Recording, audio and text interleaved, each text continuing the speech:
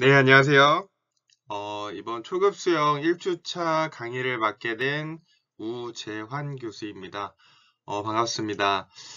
일단 여러분들 직접 얼굴을 보면서 같이 수업을 하고 싶지만, 저희 코로나라는 어떻게 보면은 건국 이래 이러한 상황이 없었던 것 같습니다. 그렇기 때문에, 대면이 아닌 이렇게 비대면 상황으로 하게 되었고요.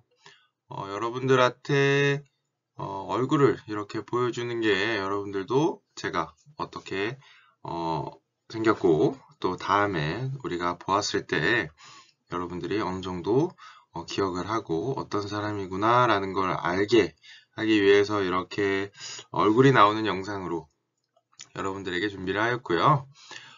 이번 1주차 수업에는 여러분들한테 실질적으로 어떻게 도움이 되는 수업이 될까?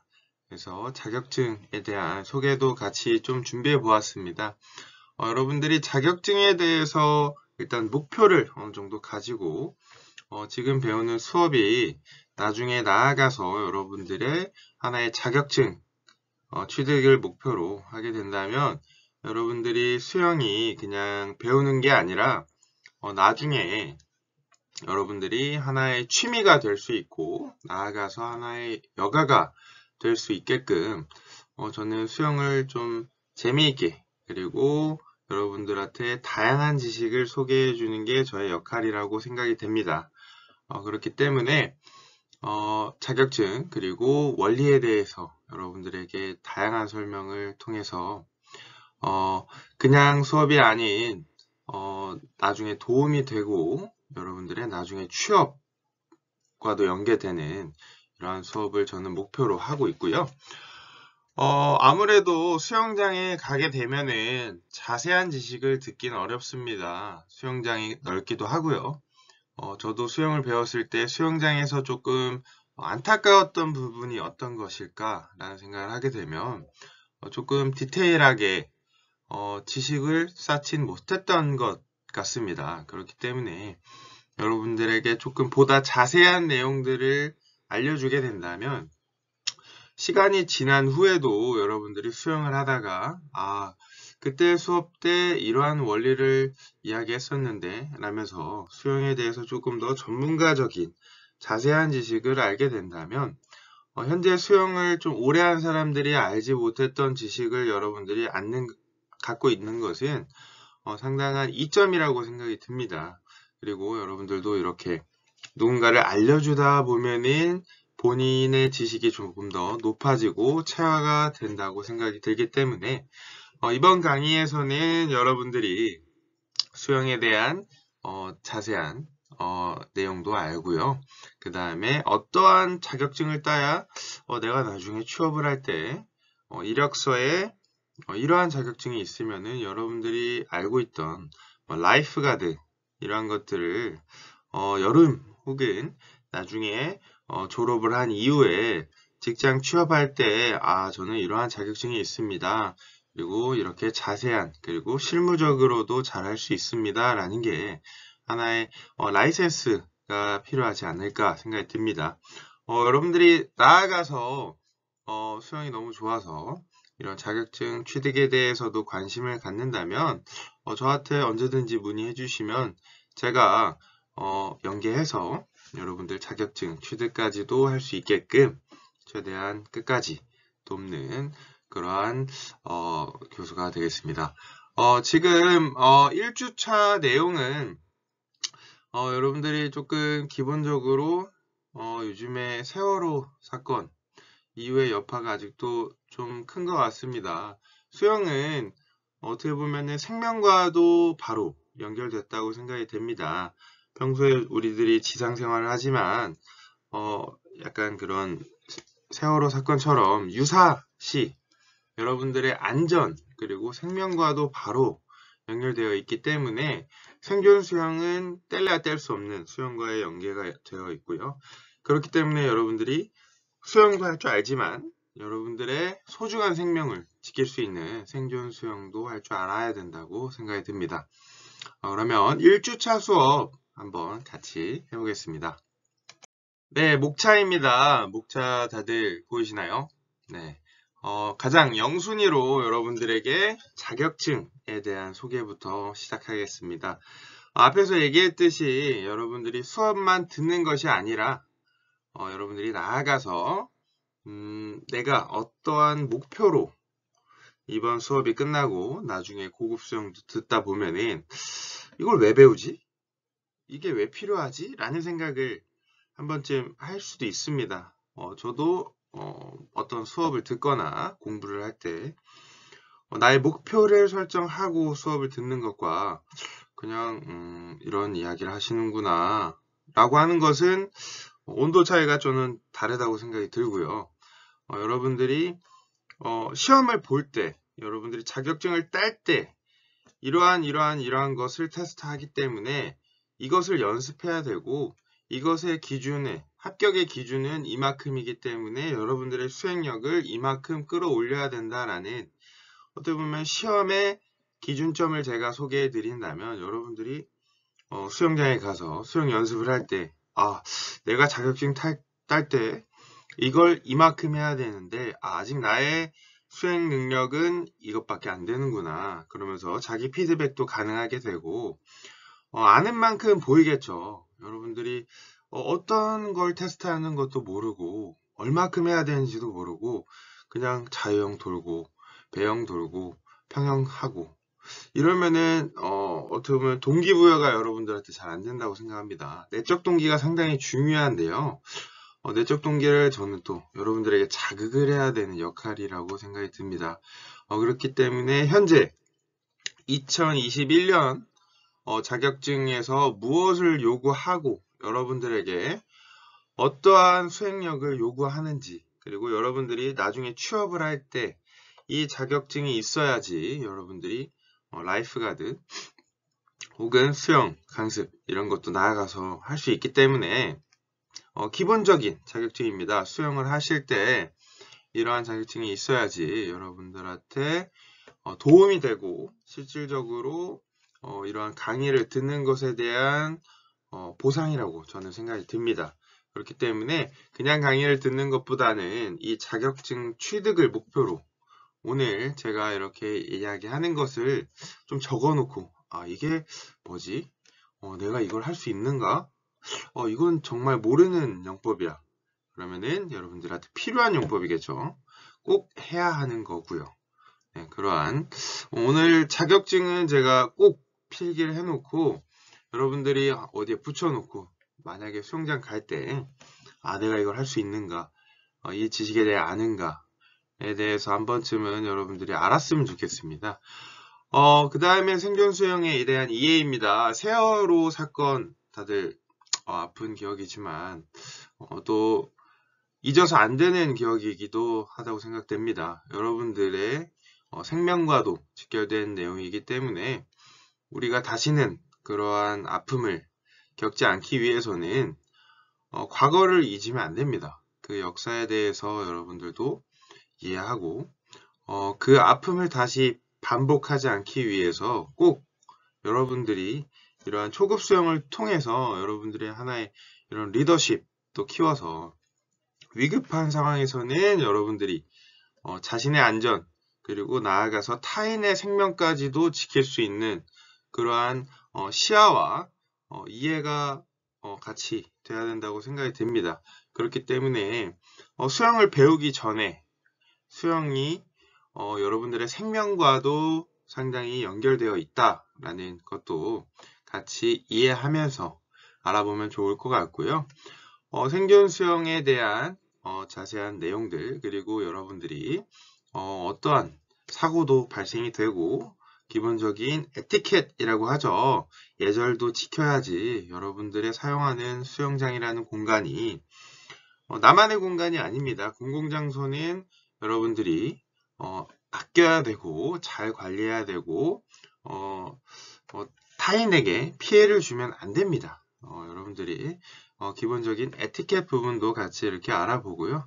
기본적인 생존 수영 호흡법으로 이번 1주차 강의는 마치는 것으로 하겠습니다. 네, 앞에서 이야기했던 자격증에 대한 설명입니다. 자격증. 어떠한 자격증이 필요할까라는 생각 한 번쯤 해보시길 바라고요. 아까 제가 이야기했죠. 지금 수영실기 테스트에 필요한 목록을 다 적어놓고 내가 나중에 수상인명구조사라는 자격증을 취득할 때 필수적으로 보는 실기 테스트 종목입니다. 이러한 종목을 여러분들이 알아야지만 그 자격증을 딸 수 있고요.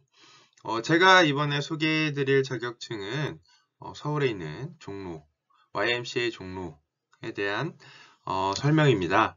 여기에서는 수상인명구조사라는 자격증을 여러분들이 취득할 수 있고요. 1967년에 준공된 상당히 역사가 깊은 수영장입니다. 그래서 69년 2월에 첫 수상인명구조사를 배출했고요. 그 다음에 현재 2021년 56기라고 하죠. 근데 56에 1차, 2차, 3차, 4차, 5차까지 그러니까 예를 들어서 56 곱하기 5를 하게 되면은 엄청난 200 몇 명의 몇 차시에 엄청난 수상인명구조사를 배출한 곳이고요. 여러분들이 일단 수영실기 테스트 종목들에 대한 숙련도를 높이고 나중에 수상인명구조사라는 시험을 볼 때 필요한 실기 과목들입니다. 제가 이것을 처음에 짚어주고 가는 이유는 여러분들이 이걸 알고 내가 얼마나 부족한가, 내가 할 수 있는가 없는가 라는 것을 소개해드리기 위해서 준비했습니다. 그 다음 사진 보면은 다들 알고 있죠. 할 수 있다, 할 수 있다. 이러한 외침을 하게 되면은 여러분들 나이대 그리고 여러분들의 열정, 여러분들의 청춘은 다 할 수 있습니다. 여러분들도 이 자격증 딸 수 있습니다. 그렇기 때문에 조금 노력하면은 쉽게 딸 수 있기 때문에 여러분들의 가능성은 저는 많다고 생각이 듭니다. 그럼 수영실기 테스트 과목에 대한 제가 설명을 좀 드리겠습니다. 자명 25m입니다. 자명이 뭘까? 아는 분도 있고 어렵게 생각하는 분이 있는데요. 자명은 물 안에 여러분들이 잠수를 한 이후에 물 속에서 가는 것을 자명이라고 표현을 합니다. 그러니까 여러분들이 벽을 차서 시작을 합니다. 약간 숨을 최대한 많이 마시고 그 다음 물속에 들어가서 그 다음에 벽면을 빵 차서 쭉 나아갑니다. 몇 미터 정도 쭉 벽면을 민 힘으로 쭉 나아가다가 그 다음에 안에서는 평형 동작을 합니다. 평형 동작을 하고 평형 발차기를 통해서 여러분들이 물 안에서 쭉 그리고 쭉 그다음 쭉 나아가는 그걸 자명이라고 표현을 합니다. 중간에 숨 쉬나요? 아닙니다. 네, 25m를 쭉쭉 다이렉트로 가야 되는 목표고요. 어떻게 25m를 나아가지? 라는 생각을 할 수도 있지만 연습을 하고 호흡법 조절 그리고 평형 발차기 그리고 손 동작까지 그리고 가속과 감속에 대한 이해를 좀 높인다면 충분히 여러분들 폐 활량을 통해서 25m 나아갈 수 있습니다. 꽈락은 15m라고 저는 알고 있고요. 그렇기 때문에 25m를 목표로 하다 보면은 너무 조급하게 해도 안 됩니다. 감속이 되는 구간과 가속이 되는 구간에 대한 원리를 알고 여러분들이 반복을 통해서 연습을 하면은 자명 25m 갈 수 있습니다. 다음엔 헤드업 자유형입니다. 헤드업 자유형 영어로 표현하면 머리 들고 그 다음 자유형은 여러분들이 알고 있는 건데요. 헤드업은 말 그대로 물 안에서 물이 있다면 머리를 들고 자유형을 하는 겁니다. 네, 그렇게 되면은 머리가 위로 올라가게 되면 어떻게 될까요? 아무래도 시소처럼 다리가 더 가라앉겠죠. 네, 머리를 들면 다리가 가라앉습니다. 근데 그만큼 힘듭니다. 물의 저항이 많이 붙겠죠. 머리를 들고 하기 때문에. 근데 수상인명구조사 그리고 라이프가드 이런 사람들한테 필요한 게 헤드업 저형입니다. 이렇게 머리를 들어야지만 여러분들이 시야가 확보가 되겠죠. 내가 구조해야 될 사람이 머리를 이렇게 물 안에서 머리를 숙이고 수영을 하게 되면 안 보이겠죠. 근데 머리를 들고 수영을 하면은 보이겠죠. 아, 저기 있구나. 저까지 수영을 해야겠구나. 헤드업 저형. 이것도 상당히 체력 소모가 강합니다. 높은 편입니다. 상당한 연습이 필요하고, 여러분들이 처음에는 5m, 10m 이렇게 점차 점진적으로 연습을 하게 되면은 헤드업 25m 자형이 필요하고요. 또 발차기도 중요합니다. 플러터 킥으로 상당히 빠르게 바바바바바바박 차면서 그 다음 헤드업 자형도 롤링을 빨리 팡팡팡팡팡팡팡팡팡 이러한 템포로 해야지만 25m를 물에 가라앉지 않고 나아갈 수 있습니다. 다음엔 헤드업 평형입니다. 헤드업 평형. 이제 헤드업은 어느 정도 아시겠죠? 헤드업 머리를 들고, 그 다음에 팔, 그 다음 다리 빵, 팔, 다리 빵, 팔, 다리 빵, 이렇게 하는 겁니다. 헤드업 평형도 나중에 평형 영법을 여러분들이 숙련을 어느 정도 하고 난 다음에 연습을 통해서 여러분들이 할 수 있습니다. 다음 트러젠입니다. 트러젠은 앞에서 힌트가 나왔죠. 자유형과 평형. 이 두 개가 섞여진 걸 트러젠이라고 표현을 합니다. 네, 메모하고 계시죠? 네, 트러젠은 상체 동작은 여러분들이 자유형을 하게 됩니다. 상체는 자유형, 그리고 하체는 평형 킥을 합니다. 빵 하고 자유형, 그리고 팔 쭉 당겨주고 그 다음에 자유형으로 하면서 다리로는 평형킥 빵, 그리고 팔로 쭉쭉 밀어주면서 빵, 빵 이렇게 나아가는 그런 걸 트러젠이라고 표현을 하고요. 나중에 여러분들이 이 초급 수영을 통해서 점차 같이 익히게 될 거니까 그리고 고급 수영에서도 많이 다루는 내용이기 때문에 트러젠 이게 뭐지? 1960년대 뭐 남아프리카에서 어떤 뭐 인디언들이 하던 수영 영법에서 그 영감을 받아서 트러젠이 가장 먼저 사용을 해서 트러젠이라고 표현을 하고요. 간단합니다. 손은 자유형, 킥은 평형이다. 그게 트러젠이구나. 라는 용어에 대해서 오늘은 조금 친해지는 시간이라고 생각하면 됩니다. 다음에 횡형입니다. 횡형 뭘까? 라는 생각할 수 있는데요. 옆으로 하는 수영이다. 옆으로 하는 수영이다. 라고 생각하면 되고요. 한 손으로는 물건을 들고 한쪽으로는 호흡과 그 다음에 쭉 나아가는 물의 저항을 최소화하는 그러고요. 옆으로 누워서 하는 수영이고 가위차기랍니다. 쭉 다리를 쭉 모아주면서 물을 이렇게 밀어줍니다. 같이 이렇게 가위차기 하듯이 물을 밀어줘서 여러분들이 앞으로 쭉 밀어주는 겁니다. 이러한 횡형. 횡형은 언제 쓸까? 수상 구조를 할 때 여러분들이 한 손에 물건을 들고 혹은 끈을 이렇게 밀면서 그리고 한쪽으로 나아가기 위해서 시야 확보도 할 수 있고요. 호흡도 할 수 있기 때문에 횡형도 여러분들한테 중요한 영법입니다. 횡형에 대한 설명도 나중에 조금 천천히 같이 이렇게 알아보겠습니다. 다음 Y뜨기가 있습니다. 이건 생존 수영과도 연관이 되어 있고요. 말 그대로 여러분들 알파벳 Y 아시죠? Y 모양으로 팔을 이렇게 뻗고요. 그 다음 다리 이렇게 뻗어서 Y자로 물 뒤로 이렇게 눕는 겁니다. 호흡을 얼마나 여러분들이 가슴에 허파에 호흡을 머금고 가만히 어느 정도 80%의 호흡을 머금고 그 다음에 여러분들이 이걸 유지하고 그 다음 20%의 호흡만 뱉고 다시 즉 폐 공기는 어느 정도 많이 호흡을 유지하고 머금은 상태에서 이렇게 기본적인 폐 면적량을 높이고 호흡을 최대한 많이 머금고 하는 것을 Y 뜨기 할 때 필요합니다.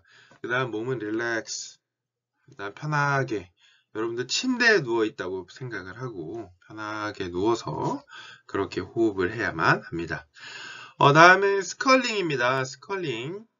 팔은 이렇게 Y자를 그리면서 물에 뜨고요. 그다음 다리는 로터리 킥으로 이렇게 약간 이렇게 밀어주듯이 로터리 킥이라고 나중에 또 자세히 이렇게 하겠습니다. 이병입니다. 이병 30분이라고 표현을 하는데요. 손목을 들고 5분 정도 혹은 이렇게 버티는 로터리 킥으로 이렇게 팔을 들고 버티기도 하고 이렇게 손을 이렇게 저어서 물의 저항을 높여서 여러분들이 이렇게 뜨는 걸 이병이라고 표현합니다. 오늘은 이렇게 조금 빠르게 자세하게 여러분들에게 자격증에 실질적으로 보는 시험 내용들이고요. 지금 2021년 현재 지금 이러한 기준점을 통해서 합격과 불합격을 여러분들에게 하고 있기 때문에 제가 이러한 자격증에 대한 설명을 하는 게 맞다고 생각이 듭니다. 조금 어려울 수도 있지만 초급 수영, 고급 수영을 여러분들이 하고 난 이후에는 이 용어에 대해서 누구보다도 잘 알고 여러분들이 연습을 하다 보면은 결국에는 이 성취감을 느낄 수 있게끔 제가 최대한 옆에서 많이 도와드리겠습니다. 네, 다음은 실기 테스트입니다. CPR 여러분들 다 알고 계시죠? CPR, 유사시, 심장 정지나 호흡이 멈췄을 때 기본적으로 CPR, 심폐소생술이라고 표현을 하죠. 멈춰있는 심장을 다시 뛰게끔 하는 CPR이라는 것도 여러분들이 실기 테스트를 하게 되고요. 수영장에서 골든타임입니다. 5분 안에 해야 된다는 CPR. 그런 것도 있고요. 그 다음에 하임리히법은 기도 안에 뭔가 이물질이 끼었을 때 뒤에서 강하게 순간적으로 압박을 가해서 기도에 막혀있던 이물질을 뱉어내게끔 뒤에서 눌러주는 건 하임리히법. 그리고 붕대법은 여러분들이 뭐 팔이 부러졌을 때나 골절상을 입었을 때 하게 되는 붕대법들도 여러분들이 테스트를 하기 때문에 여러분들이 이러한 다양한 지식들 그리고 이러한 테스트 종목들이 있다라는 것을 여러분들이 알았으면 좋겠습니다. 중요한 건 앞에서 이야기했었던 수영에 관련된 그러한 실기 테스트 종목들을 한번 적어보고 내가 이걸 해야겠다. 이 목표치까지 내가 한번 해봐야겠다. 도전할 수 있다. 라는 마음 여러분들 한번 가졌으면 좋겠습니다. 생존 수영의 이해입니다. 생존 수영은 강, 담수, 하천, 바다를 통틀어서 물이라는 환경적 위험 요소와 선박, 레저, 그리고 사고, 수상 교육 등의 상황적 위험 요소 때문에 발생한 위급한 상황에서 벗어나기 위한 수영 기술입니다. 또한 생존 수영은 수상에서 위급 상황 발생 시 행동해야 하는 원칙을 포함하며 생존하는 데 필요한 모든 도구를 활용할 수 있습니다. 생존 수영의 최종 목적은 물이라는 위험 요소에서 최소한, 그러니까 최대한 힘들이지 않고 에너지를 사용하여 생존하는 것으로 구조자가 도착할 때까지 안전하게 생존하는 데 있습니다. 따라서 생존 수영 영법 습득에 앞서 위급 상황 시 행동 원칙을 숙지하고 주변의 수상 안전 도구를 활용하는 능력 또한 포함됩니다. 이쪽에서 이제 앞으로 구조자는 물에 빠진 사람을 구하는 사람이고요. 요구조자는 물에 빠진 사람, 도움이 필요한 사람을 요구조자라고 이제 앞으로 계속 표현할 것입니다.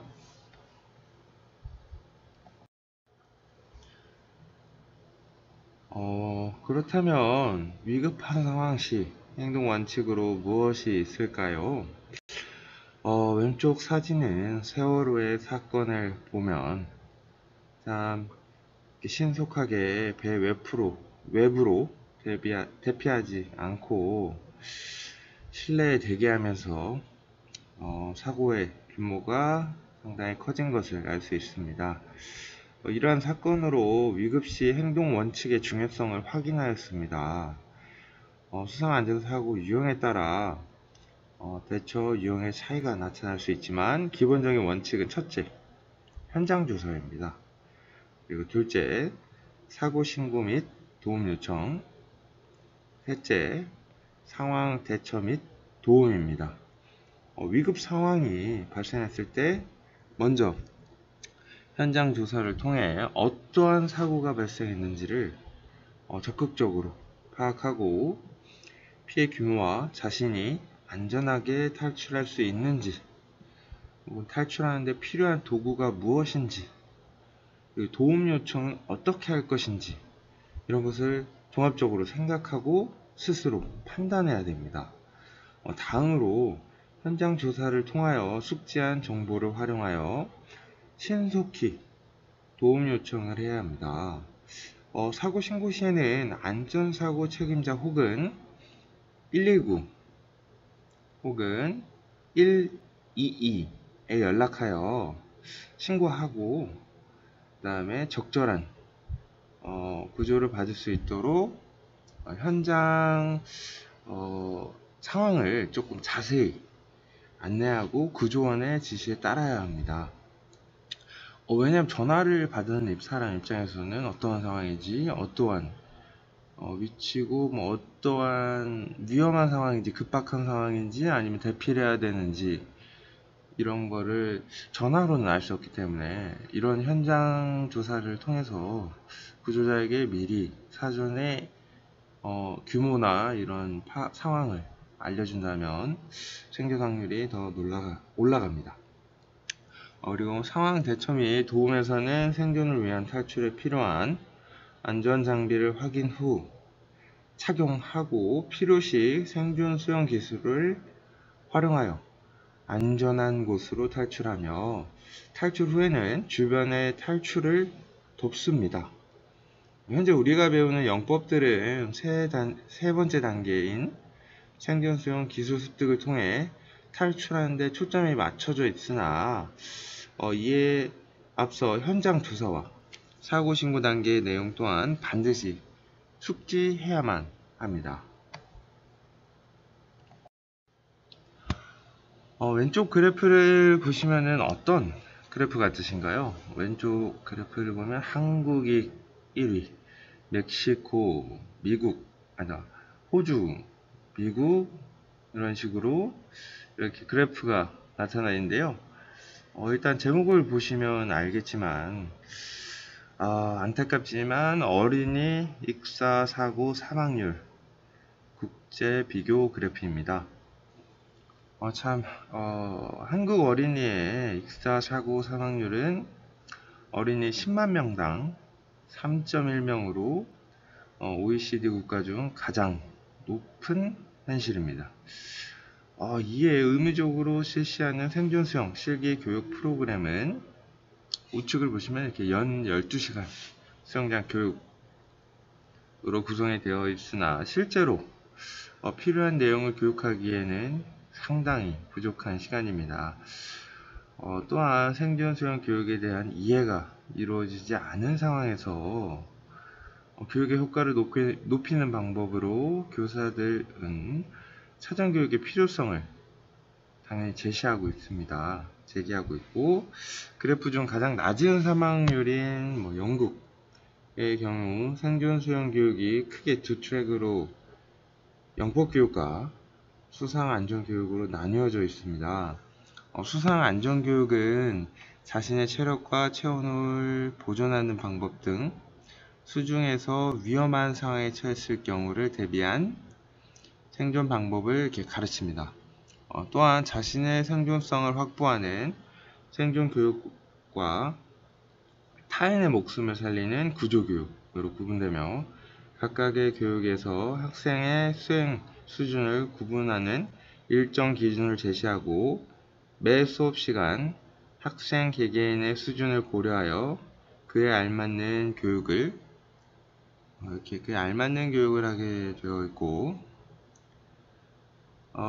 그리고 이러한 교육들이 모두 다 생활의 일부분으로 간주하고 있으며 수영을 평생 활동으로 인식하고 생활하고 있습니다. 그렇다면 독일은 어떻게 할까요? 독일의 수영 수업은 인명구조 자격 과정과 수영 자격 인증 과정이 있으며 학교에서는 이 두 과정이 혼합된 형태의 수영 수업이 진행되고 있습니다. 0.4%인 스웨덴은 이렇게 익사 사고율이 낮은 이유 무엇일까라고 알아봤는데요. 스웨덴의 생존 수영은 순환 사고 상황에서 스스로 탈출하여 생명을 지키는 데 필요한 수영 능력을 목표로 아예 그냥 사고 상황 만들고 스스로 살아남는 이런 것을 목표로 생존 수영 교육을 진행하고 있습니다. 심지어 옷을 입은 채, 왜냐면 현장 상황은 수영복을 입지 않았으니까 옷을 입은 채 일정 거리를 수영하는 능력, 그러니까 현장 사고 상황에 완전 일치시키는 최대한 이렇게 위급하고 긴박한 상황에서도 살아남을 수 있도록 그런 실제적인 능력을 높이기 위해서 스웨덴은 옷을 입은 채 이렇게 능력을 테스트하기도 합니다. 참 정말 현실적이고 이렇게 익사 사고율이 낮은 이유가 무엇인지 간접적으로 알 수 있는 부분인 것 같습니다. 그렇다면 이렇게 익사 사고율이 낮은 수영 익사 사고율이 낮은 이런 선진국, 어떻게 보면 아이들을 잘 지켜내고 그러한 교육을 하는 선진국의 수영 교육은 어떻게 되는가 한번 저희가 간접적으로 알아보는 시간을 갖겠습니다. 선진국의 수영 교육은 정확한 목표 그리고 기준이 명확히 정해져 있어 국가 전체 학생들의 수준을 높이고 있습니다. 반면 한국의 경우 서울 지역에 수영 강의를 이수한 초등학교 3학년 학생 중 수영으로 10m 이상 이동이 불가능한 학생이 51.9%에 달아서 지금 그러한 수영 교육이 연 12시간을 하고 있지만 무늬만 수영 교육으로 나타났습니다. 우측의 그래프처럼 학생들의 수영 교육률 또한 굉장히 낮고 그리고 수영 교육의 필요성 또한 낮다고 나타났습니다. 하지만 이런 표에서의 단점이 무엇일까요?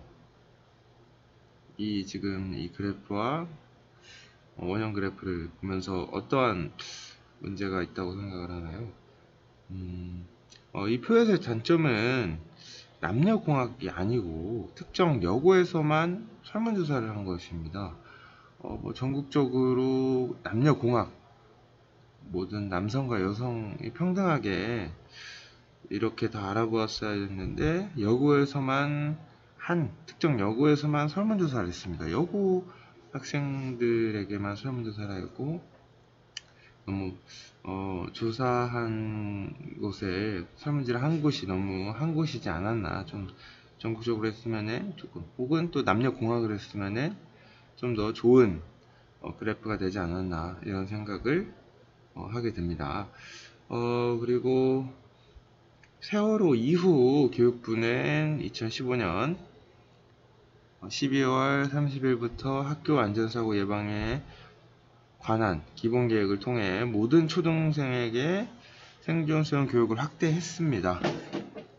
그리고 모든 교직원의 심폐소생술 교육을 이수하도록 권고하였고요. 초등학교 3에서 6학년 대상으로 2018년까지 바다나 강에서 안전사고가 발생했을 때 스스로 생명을 구할 수 있도록 수영 수업을 확대할 예정입니다. 하지만 시수만 채우는 교육이 굉장히 빈번하게 이루어지고 있는 현실이고 이러한 시스템입니다.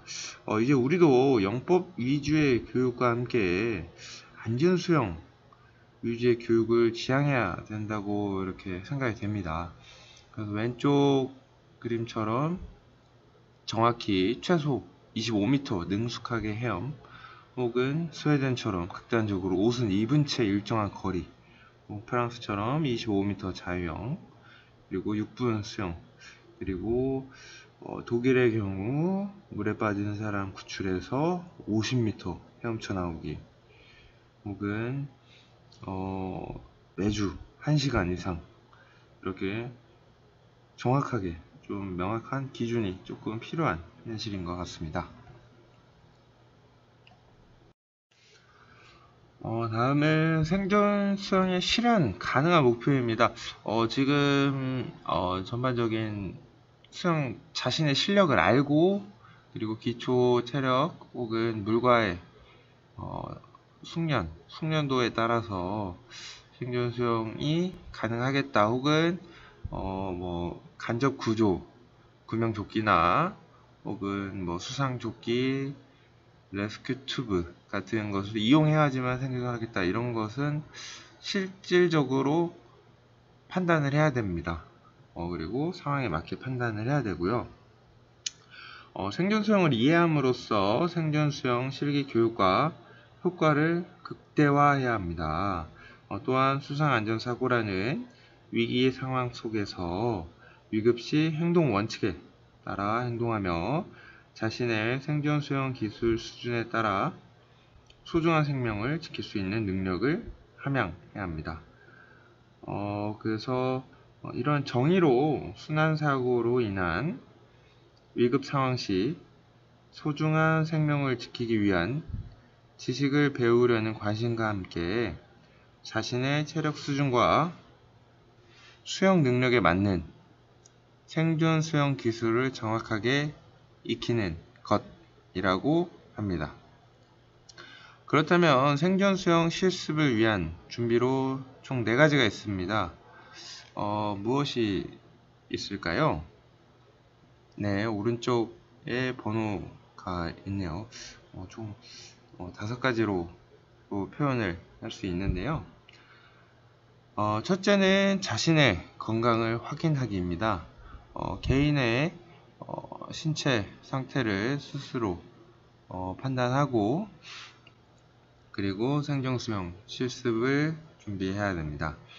그 다음 둘째로 자신의 체력을 확인해야 됩니다. 그리고 자신의 수영 능력을 확인하고, 그리고 생존 수영을 위한 개인 도구 및 실습 도구도 확인해야 됩니다. 그리고 우리 수업을 통해서 생존 수영 교육 중 안전사고 발생 시 행동 요령을 전체적으로 지금 함께 습득하는 과정 중입니다. 생존 수영 교육 참여자가 처음 확인해야 하는 것은 바로 자신의 건강 상태입니다. 참여자는 자신의 현재 질병 상태를 확인하여 지도 강사 및 지금 주변 사람들에게 전달해야 하며, 지도 강사는 교육 전 교육생의 질병 상황을 미리 사전에 숙지하고 있어야만 합니다. 그 다음 둘째, 자신의 체력 확인에서는 수영장은 물의 수온과 저항에 의하여 상당히 많은 체력 소모가 있고, 마른 체격 교육생의 경우 추위를 호소하는 경우가 많습니다. 따라서 자신의 신체적 특성과 체력 수준을 확인하고, 이로 인한 신체적 어려움은 지도 강사에게 반드시 전달해야만 합니다. 그리고 셋째, 자신의 수영 능력 확인하기 위해서는 기본적인 영법에 대한 이해가 있으면 생존 수영 능력 또한 높습니다. 따라서 개인의 역량에 맞추어 수준별 교육이 효과적입니다. 그리고 개인의 역량에 맞추어 수준별 교육이 당연히 효율적이고, 그리고 얼마나 개인에서 성장을 했는지, 그리고 그러한 성장에 따라서 본인 스스로도 내가 이번 수업을 통해서 얼마나 성장했는지 이런 보람도 생기기 때문에 수준별 수업이 굉장히 중요하고요. 우리 마지막으로 개인 도구 및 실습 도구는 수영복, 수경, 수모, 개인 세면 도구, 수명조끼, 구명정, 레스큐캔, 레스큐튜브, 구조줄 등이 이렇게 존재하고 있습니다. 그래서 이러한 과정들을 미리 스스로, 이건 아주 기본적이고 기초적인 거지만 꼭 이런 건 안일하게 생각하다가 사고가 나기 때문에 한 번 더 이렇게 경각심을 갖고 한번 천천히 생각해 보는 시간을 가졌으면 좋겠습니다. 앞에서 간단하게 이러한 생존에 필요한 개인 도구 및 실습 도구에 대해서 언급하였는데요. 기본적인 용품들은 모두 다 알 거라고 생각됩니다. 왼쪽 상단부터 한번 더 사진을 보면서 이야기하면 수경, 그리고 오른쪽 수영복, 수모, 그리고 왼쪽 제일 밑에 하단부터 보면은 구명조끼, 그리고 구명조끼 옆에 킥보드, 그리고 밑에는 레스큐캔이라는 플라스틱으로 이루어진, 그리고 오른쪽 위에는 구조줄, 그리고 그 다음 오른쪽 레스큐 튜브입니다. 레스큐 튜브. 네, 이거는 한번 자세히 보고 앞으로도 굉장히 많이 활용될 거고 굉장히 많이 사용되고 있는 구조 도구이기 때문에 레스큐 튜브입니다. 혹시 레스큐 캔이랑 레스큐 튜브 야외 수영장 혹은 바닷가에서 보신 적 있으신가요? 많이 보았는데 실질적으로 어떻게 사용하는지 어떠한 용도인지 잘 모를 것이라고 또 생각이 됩니다. 레스큐 튜브는 50인치로 총 135cm입니다. 그러니까 1m 35cm인데요. 생각보다 긴 편이고 PVC 폼 재질로, 안에는 말랑말랑하는 폼 재질로 물에 뜨는 재질이고요. 바깥은 고무로 코팅이 되어 있습니다.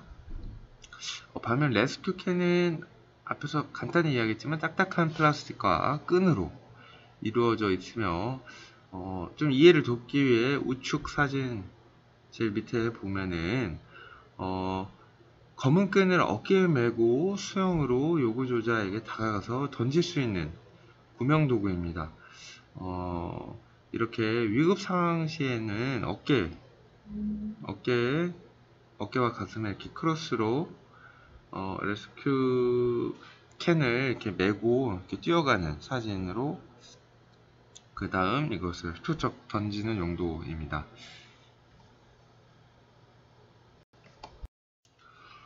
생존 수영 교육 중 안전사고 발생 시 행동 요령 습득하기입니다. 생존 수영 교육 시에도 물이라는 위험 상황에서 교육을 하므로 사고는 발생하게 됩니다. 신체적 이상이 발생했을 때와 신체적 상해가 발생했을 때를 구분하여 대처하는 행동 요령을 습득해야 사전에 안전사고를 예방할 수 있습니다. 첫 번째 왼쪽 신체적 이상이 발생했을 때입니다. 첫째로 주위 동료에게 몸의 이상을 밝히고 도움을 요청합니다. 그리고 두 번째, 지도 강사에게 몸이 이상이 발생했음을 신속하게 전달하여 응급 상황에 대해 정확하게 이야기해야 합니다. 그리고 각 수영장은 안전사고 발생 시 응급처치할 수 있는 시설과 장비를 갖추고 있으므로 수영장에 배치된 안전요원의 지시에 따라 행동해야 합니다. 그 다음 각 수영장의 안전사고 매뉴얼에 따라 휴식을 취하거나 병원으로 이동해야 됩니다. 그렇다면 상해가 발생했을 때는 어떻게 해야 될까요? 앞에 이상이 발생했을 때와 비슷하지만 신속하게 주위 동료와 강사에게 원인을 전달하고 그리고 도움을 요청해야 됩니다. 그 다음 수상안전요원의 지시에 따라 신속하게 응급처치를 실행하며 수영장 시설의 안전사고 매뉴얼과 필요시 119의 도움을 받아 병원으로 신속하게 이동해야 합니다. 즉 여기서 중요한 점은 알려야 됩니다. 알리고 내가 어떻다라는 상황을 빠르게 이야기해야 이러한 사고를 최소화할 수 있고 덜 아프고 덜 다칠 수 있습니다. 다음은 수영장 준비운동 순서입니다. 이건 진짜 정말 가장 중요하면서도 가장 지켜지지 않는 준비운동입니다. 무조건 수업을 시작하기 전에 혹은 물에 들어가기 전에 무조건 이것은 아주 기본적이고 무조건 해야만 하는 준비운동입니다. 만약에 그냥 놀이시설 혹은 야외 수영장 놀이시설 가더라도 상해가 발생하는 원인은 몸을 풀지 않고 근이나 건이 차가운 물에 들어가게 되면 당연히 수축하게 되고 진짜 예상치도 못하게 사고가 다리에 쥐가 나거나 몸에 경련이 일어나거나 호흡이 갑자기 이상이 생기거나 컨디션이 다운이 되거나 이러한 이상이 생깁니다. 그 이유 중에 아주 기본적인 거는 준비운동이기 때문에 한번 준비운동 할 때 만약에 이거를 생략하고 간단하게 풀더라도 원리를 알고 풀면은 조금 더 좀 더 요점을 알고 풀면은 그래도 기본적인 준비운동을 하지 않을까 생각이 돼서 한번 천천히 준비운동에 대해서도 한 번 더 언급하고 넘어가겠습니다. 단체로 할 때 정말 꼭 필요하고 개인으로 할 때도 정말 필요합니다. 준비운동은 운동하기 전 근육이나 건에 열을 가해 가동 범위와 상해 예방에 굉장히 중요하기 때문에 정리운동 또한 굉장히 중요합니다. 그래서 저는 꼭 하는 편인데 정리운동은 좀 식상할 이렇게 내용일지 모르겠지만 굉장히 중요하기 때문에 천천히 사진을 보면서 한번 이야기해 보겠습니다. 목 운동에서 엄지손가락을 턱에 대고 위로 천천히 이렇게 올리는 동작은 아무래도 목을 쭉 펴주는 역할과 이건 뒤에 쪽, 목 뒤쪽 근육의 수축 그리고 목 앞쪽의 이완 이러한 동작을 복합적으로 하는 동작인데요. 있다 보면은 물에서 차가울 때 갑자기 목 뒤에 갑자기 경직이 되면서 굉장히 쥐가 나는 경우도 종종 있습니다. 그렇기 때문에 목도 상당히 굉장히 두개골이라는 무거운 머리를 들고 있기 때문에 목도 한 번은 꼭 스트레칭 해줘야 됩니다. 그 다음 두 번째는 머리에 손을 얹은 후 옆으로 당기는 동작은 목의 측면과 승모근을 이완시켜 줍니다. 그리고 원을 그리는 동작으로 이완된 목의 근육들의 가동 범위 내에서 원활하게 하는 동작이고요. 이 동작 중에 혹시 통증이나 결림 혹은 아픔이 있다면 상해 위험성이 내포된 것입니다.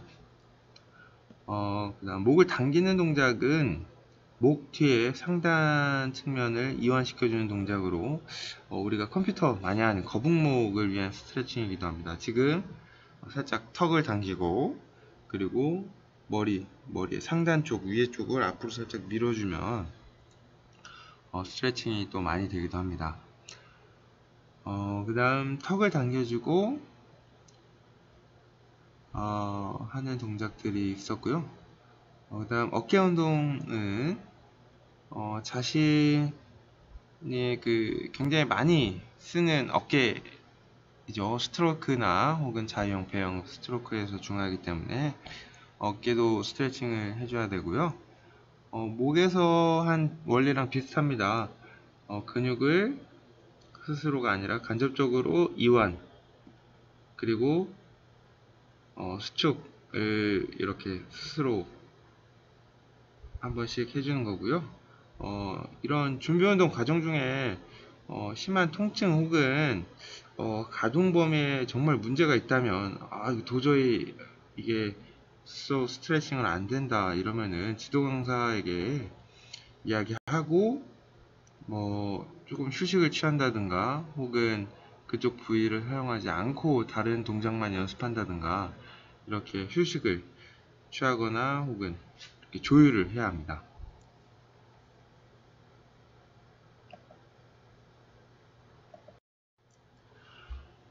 간략하게 수영장 시설은 크게 로비, 탈의실, 샤워장, 수영장 입구, 수영장 바닥, 수영장 맨풀, 안전실, 응급처치실 등으로 구분됩니다. 로비를 기준으로 탈의실, 샤워장, 수영장 입구로 순차적으로 이동하게 됩니다. 이때 문들은 강화 유리문으로 구분되어 있으며 수영장 메인풀 벽은 딱딱한 타일로 되어 있고 바닥은 미끄럼 방지 타일로 되어 있습니다. 미끄럼 방지 타일이지만 간혹 장난치며 뛰는 경우 넘어질 우려가 있기 때문에 주의하고, 탈의실은 옷을 갈아입는 공간이기도 합니다. 하지만 수영장 탈의실에서 미리 수영복을 입는 행위는 이용 규칙을 어긋나는 행위입니다. 탈의실에서 왜 수영복 못 입지? 라는 생각을 하실 텐데요. 우리 몸에는 지방질과 기타 세균에 노출되어 있기 때문에 탈의실에서는 탈의만 하고 샤워장에서 씻고 난 후 수영복을 입어야만 합니다. 그 다음 이후 샤워장에서 수영모와 수경을 착용하고 난 다음 수영장으로 입장해야만 합니다. 다음은 생존수영의 호흡법입니다. 생존수영 교육에서 수영 능력이 있는 사람은 기술 습득이 쉽고 실제 생존수영 교육 효율성이 높은데, 이는 물에 대한 적응력이 높고 불에 대한 이해와 그리고 물속에서 호흡이 가능하기 때문입니다. 물속에서 호흡은 뱉는 동작을 이야기하고요. 수영 경험이 없는 경우 물에 대한 두려움이 있고 그리고 적응하는데 시간이 필요합니다. 호흡의 원리를 이해하기 위해선 직접적으로 지금 실습을 할 수 없기 때문에 사진을 좀 자세하게 준비해 보았습니다. 사진에 있는 분은 저는 아니고요. 앞에서 이야기했던 과제 그 책을 집필하신 분의 이렇게 자세하게 표정까지 디테일하게 나와 있습니다. 우리는 평상시에 숨을 쉬고 있는 걸 인지하지 못하는 경우가 있습니다. 이러한 것은 자연스러운 호흡으로 인해서 불편함이 없는 것입니다. 첫 번째 사진을 보게 되면 과호흡 사진으로 숨을 너무 많이 마시는 행동입니다. 굉장히 입도 크고 동공도 커졌죠. 이런 과호흡의 사진으로 숨을 너무 마시는 행동은 폐에서 공기가 나오지 않는 상태에서 또 호흡을 해버려서 과호흡 증후군 들어보셨죠? 이러면은 과호흡 증후군이 발생해서 호흡 곤란과 근육 경련까지 심해집니다. 과호흡 증후군으로 인해서 이렇게 호흡 곤란과 근육 경련이 심해지기 때문에 결국엔 의식까지 이를 수 있기 때문에 자연스럽게 입으로 마시고 그리고 잠수해야 됩니다. 두 번째 사진은 좀 극단적인 경우인데요. 물속에 들어갈 때 숨을 참고 무호흡 상태로, 그러니까 호흡도 하지 않고 그냥 무호흡 상태로 입을 앙 다물고 들어가는 경우입니다. 이렇게 되면 호흡의 흐름이 끊어지게 되어 자연스러운 호흡이 방해가 됩니다. 따라서 입을 통해 자연스럽게 공기를 들어 마신 후 코로 뱉으면서 물속으로 들어가도록 해야 됩니다. 세 번째 사진도 물속에서 충분히 공기를 코로 내쉬지 않고 물 밖으로 나와서 공기를 입으로 마시는 경우입니다. 즉 물속에서 코로 충분히 내뱉어 주지 못하고 올라와서 남은 공기를 뱉고 마시는 사진입니다. 따라서 물속에서 코로 하고 충분히 뱉어주고 물 밖에 나와 입을 자연스럽게 벌리면 자동적으로 공기가 입으로 들어가는 게 느껴집니다. 그래서 네 번째 사진은 자연스러운 사진인데요. 이렇게 물속에 몸을 편안하게 맡기고 자연스럽게 입으로 하고 마시고 그 다음에 코로 하고 내뱉고 이럴 때 폐에서 공기가 나가는 기분으로 뱉고 물속에서 뱉고 폐에 있는 공기를 다 뱉은 자연스럽게 물 밖에 나와서 입으로 하고 입을 벌리면 맛이 있는 동작입니다. 이런 동작을 계속 반복적으로 물속에서 자연스럽게 지상에서 호흡하듯이 해야 합니다. 이 마지막 생존수영 호흡법은 자연스럽게 왼쪽 사진을 보면은 코에서 뱉는 기포가 보글보글 다 폐에서 밀어주듯이 코에서 충분히 뱉어준 후에 모든 폐에 있는 공기를 자연스럽게 뱉어준 후에 고개를 천천히 몸에 힘을 빼고 자연스럽게 들었을 때 입으로 하고 숨을 마시는 동작입니다.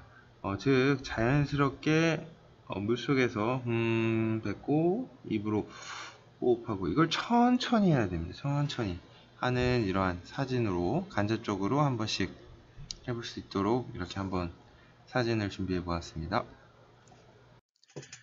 네, 이상으로 1주차 초급 수영 수업 마치겠고요. 여러분들에게 간단한 과제가 있으니까요. 여러분들 과제 제출 꼭 하시고 여러분들이 2주차 수업 때는 보다 좀 더 자세한 내용으로 같이 다음 주에 보겠습니다. 네, 수고 많으셨습니다.